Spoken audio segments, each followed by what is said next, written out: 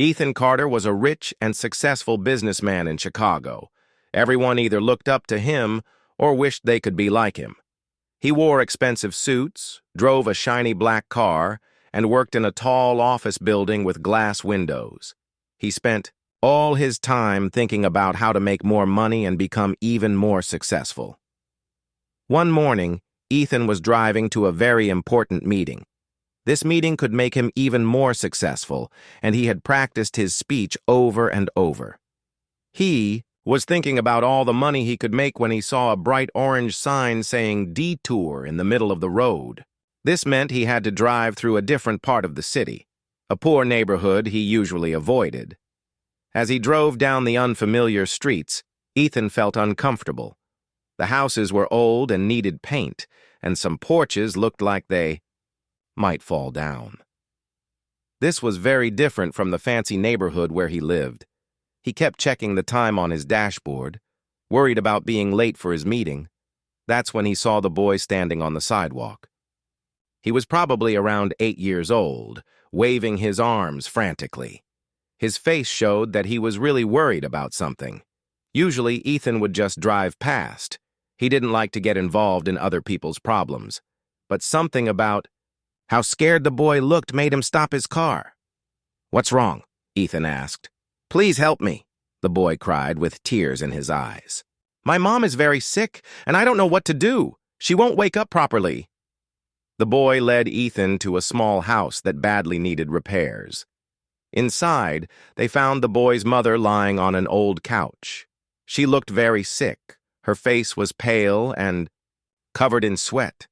The house was cold, and there wasn't much food around. Empty medicine bottles and unpaid bills were scattered everywhere. "I've been sick for weeks," the mother said weakly. "I lost my job and can't afford to see a doctor. We barely have enough money for food." Ethan's phone kept buzzing with messages about his meeting, but for the first time in years, he didn't care about work. He drove to the nearest pharmacy and bought medicine for fever and other things that might help. Then he went to a grocery store and filled a shopping cart with food. He also bought a chocolate cake and a toy car for the boy. When he returned, Ethan helped the mother take the medicine and made them a proper meal. The boy played happily with his new toy car, and his mother started to look better after eating. "Why, are you helping us?" the mother asked, looking confused but grateful. "Because I can," he said simply. When he finally got back to his office, his assistant told him his important meeting had been moved to the next day because the other person's flight was delayed. Ethan couldn't help but laugh. More importantly, he felt better about himself than he had in years. Over the next few weeks, Ethan did even more to help the family. He made sure the mother got proper medical care and helped her find a new job. He connected them with local charities that could help with food and rent. He didn't tell anyone at work what he was doing. He just felt happy knowing he was making their lives better. This experience changed Ethan in a big way. While he still worked hard at his job, he started spending more time helping people who needed it. He visited poor neighborhoods more often and donated to local charities. He realized that being truly successful wasn't about having the most money. It was about how many people's lives you could make better. His employees noticed the change in him, too. The strict boss who only cared about money became someone who asked about their families and understood when they needed time off.